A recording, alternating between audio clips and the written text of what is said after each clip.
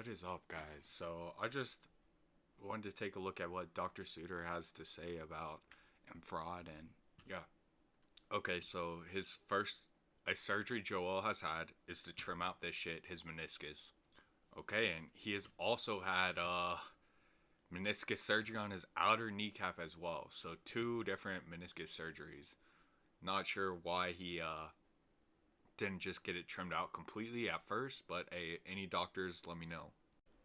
Okay, and something really important. He just said that this could be more arthritis, so cartilage damage too. And with how Embiid plays and just how big he is, yeah, I would be surprised if he doesn't have pretty serious arthritis in his knees.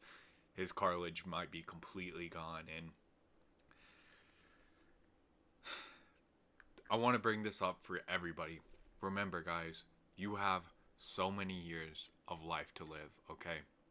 It goes by quick, especially when you start to get older. But doing stuff like this, engaging in activities that are harmful to your body, make sure you understand the true scope, because I could be wrong. Any doctors, let me know, but I don't think we have a surgery currently or an operation or any treatment available that will mimic, imitate, replenish cartilage in any way. And you can basically, from my limited medical understanding, you can think of cartilage as cushioning for your joints and stuff. So instead of it being like straight bone to bone, like me just slamming my knuckles into each other, there would be like some fluid type stuff. I don't think it's fluid, it's solid, but it's basically like not lubrication, but cushioning and sort of lubrication, I guess. Just imagine what happens. Okay, here's a semi good example. Imagine you're cooking eggs on a stainless steel skillet without heating it up first and without using any oil. And you know that bitch is just gonna stick and scrape and all that shit. That is what is happening to M Fraud's knees without cartilage. Anybody's knees, joints without cartilage. It is horrible, you guys. And it can affect people's ability to walk and just have a normal life for after they play ball or whatever. And please just keep that in mind with things that you do, all right? Okay, and yeah, he just said it's a shock absorber and stabilizes the joint. And yeah, this is the force distribution with cartilage. This is the cartilage. Without this, like I said, it's just going to be driving and grinding straight bone to bone, guys. Imagine your bones just grinding into each other. I'm squirming right now. And he just talks about, as soon as you start losing cartilage, arthritis accelerates very rapidly.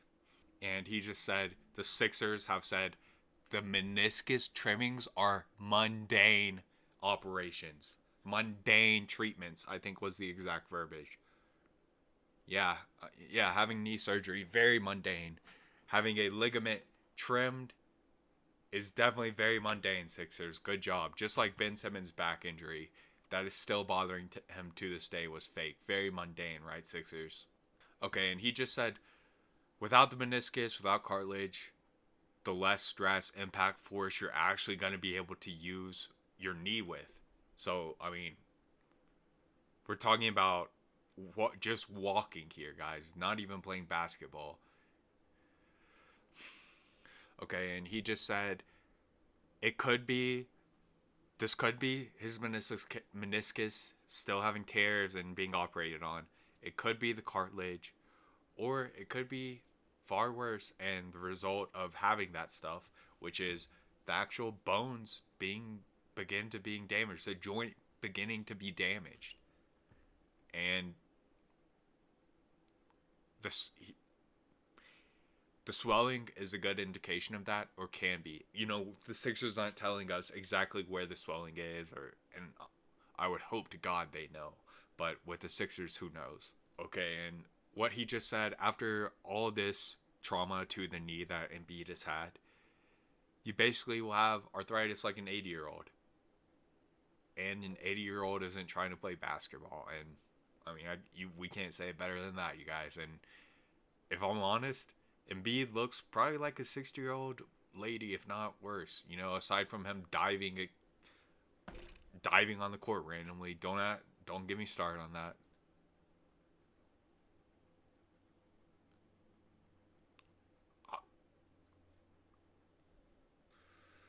So, wow.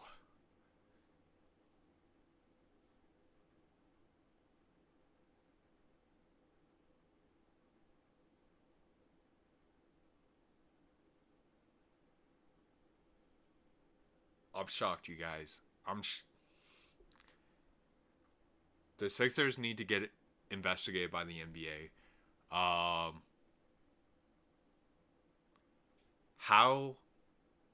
how they thought it was okay to put a human being out there when he is probably going to need at least one of these treatments, if not all three: meniscus replacement, low dose radiation therapy for his knee. I have never heard of that in my life. Or an osteotomy in which doctors break a bone in the hip to realign the joint to alleviate pressure. And this man has been on the court this season with these things looming.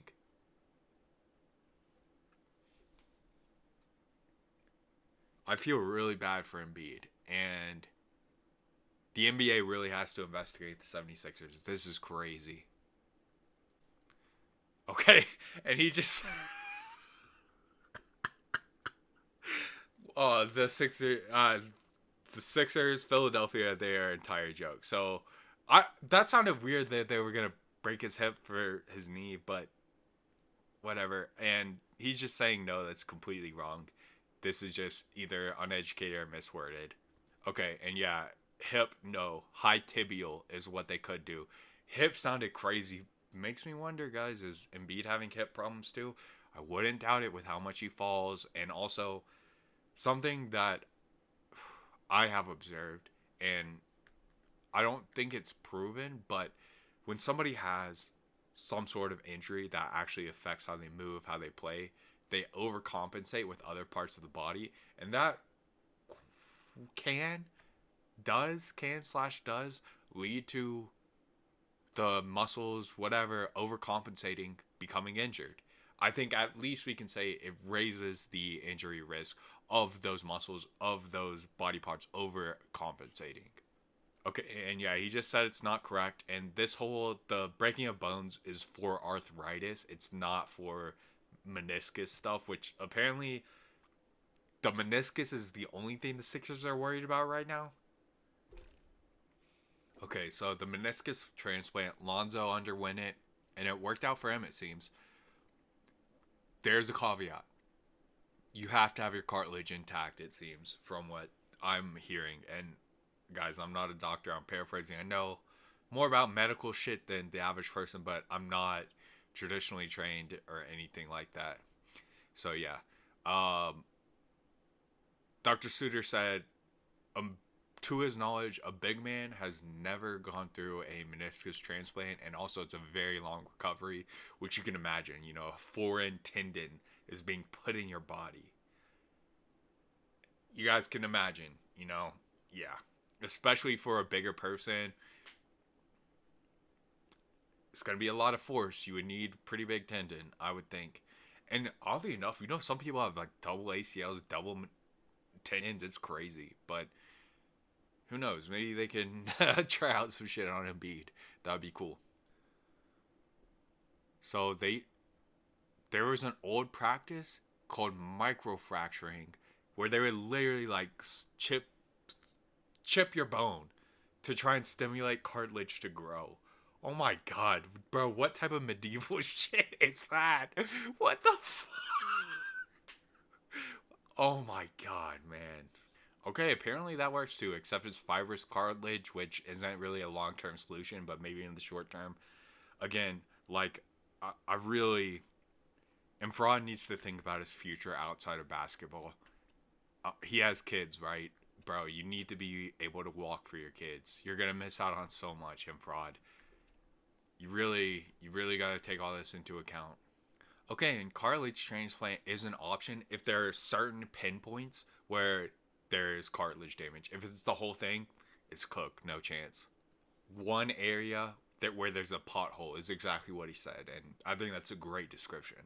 Okay, and he just said all the treatments we've discussed, meniscus tear, cartilage replacement, all this stuff, it should be used to restore Embiid's quality of life, and it's unprecedented. His exact word, unprecedented, to get somebody back to playing at an NBA level. And I really do think Embiid has to consider his life after this because, guys, I mean, he can't move on the court. He can't change directions. He can barely jog.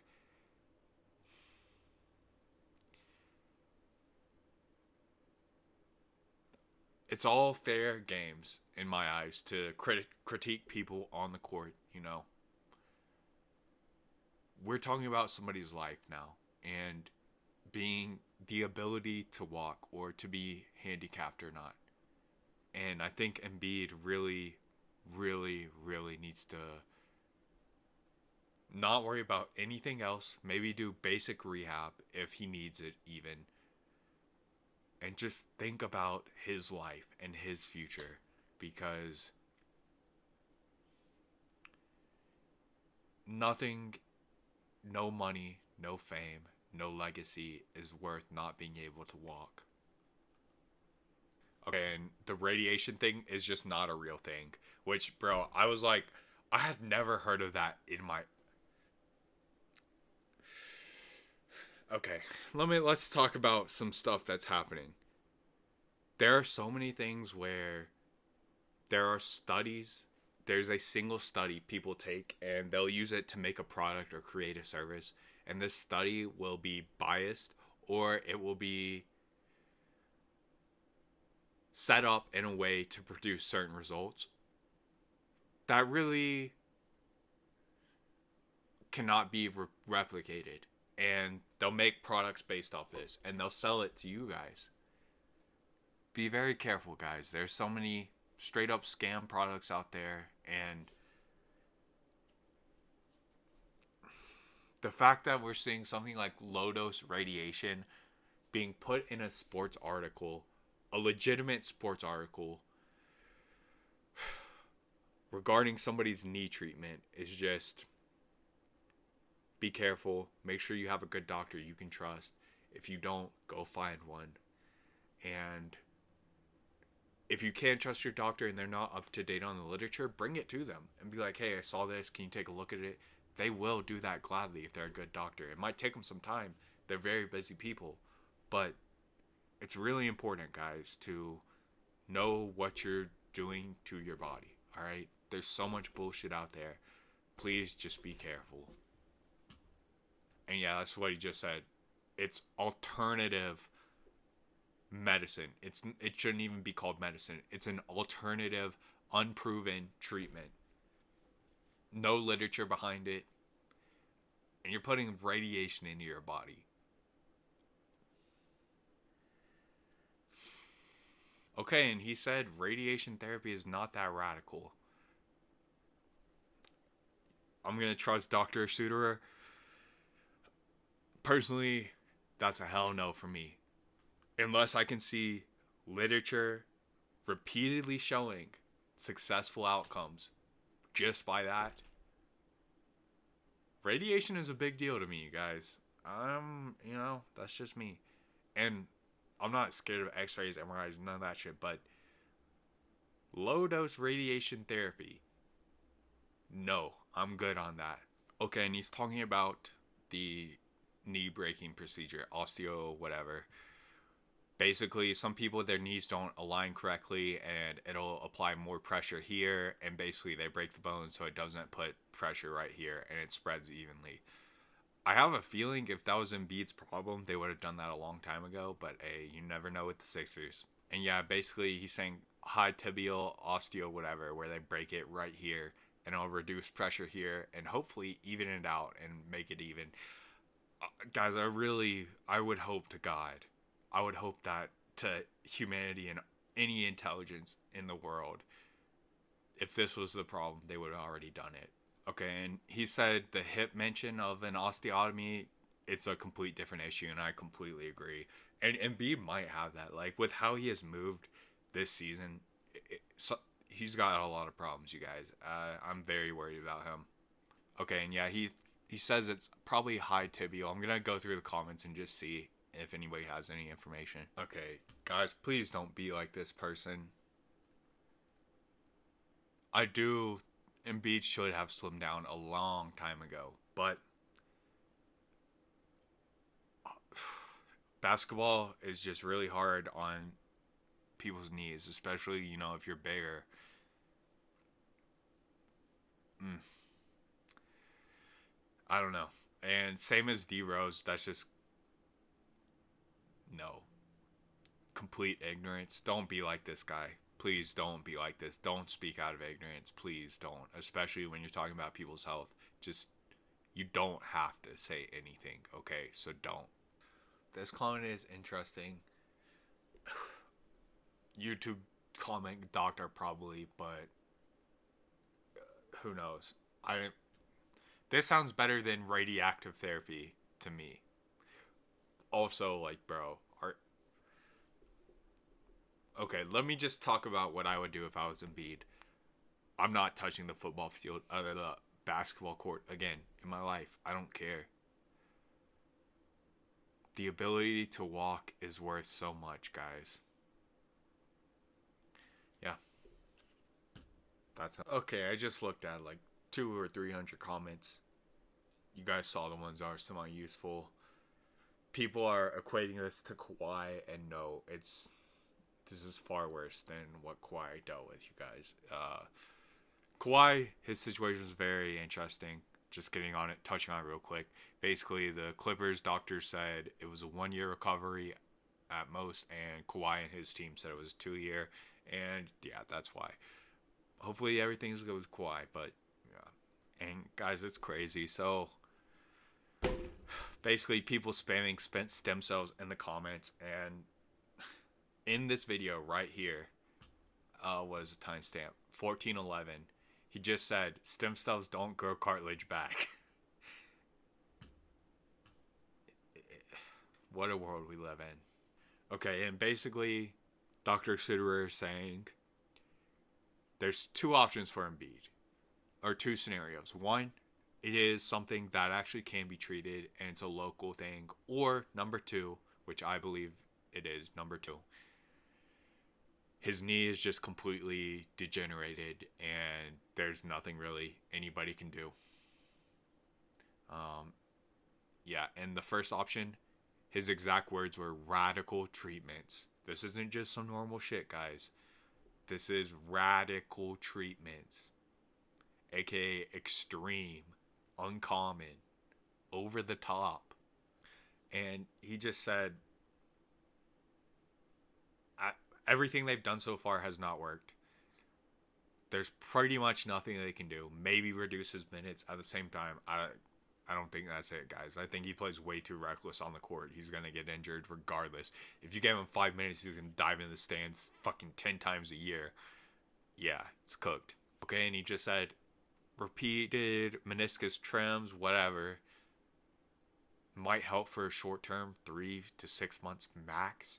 And then it's going to be in the exact same situation, guys. And how many times can you trim a meniscus? How many times can you transplant one? This is a serious surgery, This isn't just like, oh, yeah. He's cooked. Okay, and he just said Embiid's at a crossroads, where you do something pretty radical and hope it works, which is going to be a serious surgery, serious recovery, or you just straight up replace the joint. And if he chooses to replace the joint, there's no chance to play in the NBA again, which I completely agree with. I don't know why anybody would even consider playing in the NBA after going through something like that, because the ability to walk, guys, it's worth everything.